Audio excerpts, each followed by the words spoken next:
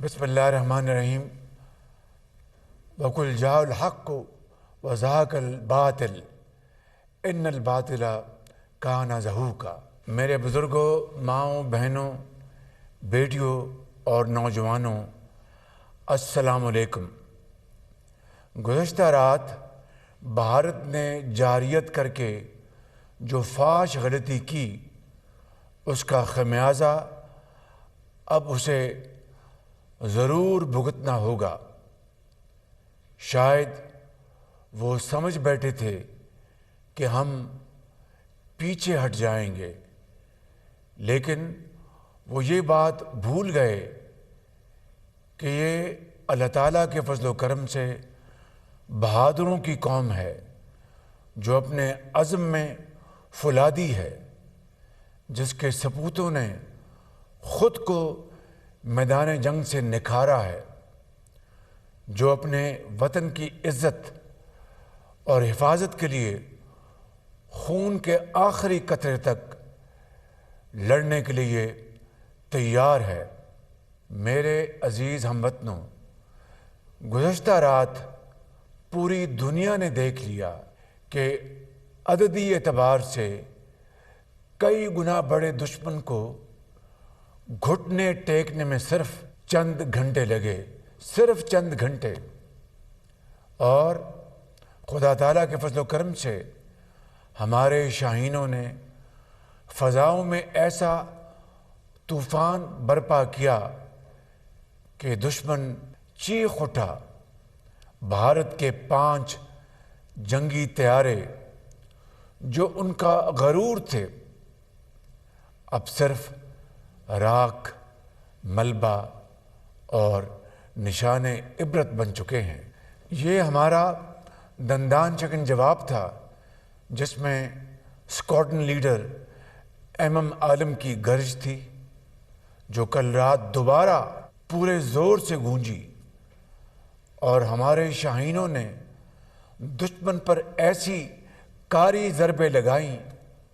جو وقت کا مرہم بھی کبھی نہیں بھر سکے گا۔ میرے عزیز بھائی اور بہنوں، بھارت کے بزدلانہ حملوں میں 26 معصوم شہری شہید اور 46 زخمی ہوئے، ان میں بچے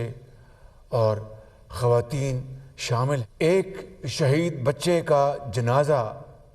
جو ابھی ہم پڑھ کے آئے ہیں، شہید ارتضیٰ عباس، اس کی عمر صرف 7 سال تھی، اپنی والدہ محترمہ اور بھائی کے ساتھ گھر پہ تھا کہ سپلنٹر لگا اور وہ اللہ تعالیٰ کو پیارا ہو گیا۔ میرے بھائی اور بہنوں، آپ دل پر ہاتھ رکھ کر بتائیں کہ ایک ننھا منھا پھول جو صرف 7 برس کا تھا، کھلنے سے پہلے ہی مرجھا گیا۔ شہادت کے بلند رتبے پر ایسے ہی فائز ہونے والے ہمارے دوسرے عظیم پاکستانیوں کو قوم خراج عقیدت پیش کرتی ہے، اور پورا پاکستان ان شہداء کے خاندانوں کے ساتھ ہے اور زخمیوں کی صحت یابی کے لیے دعا گو ہے۔ میرے بزرگوں، بھائی اور بہنوں، ہم یہ عہد کرتے ہیں کہ ان شہیدوں کے خون کے ایک ایک قطرے کا ضرور حساب لیا جائے گا انشاءاللہ۔ یہ وہ بزدل دشمن ہے جو نہتے انسانوں پر وار کر کے خود کو طاقتور سمجھتا ہے، لیکن کل رات ہم نے ثابت کر دیا کہ اللہ تعالیٰ کے فضل و کرم سے پاکستان اپنے دفاع میں منہ توڑ جواب دینا جانتا ہے۔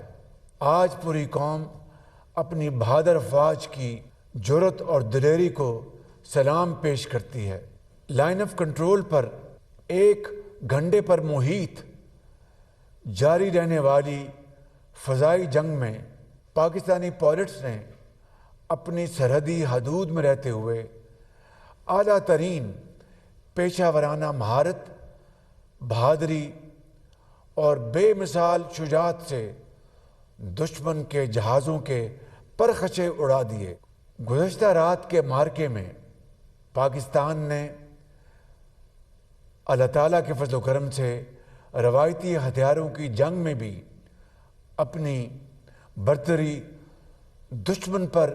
ایک مرتبہ پھر ثابت کر دی ہے۔ الحمدللہ میں اس موقع پر chairman joint chief of staff committee general Sahir Shamshad Mirza,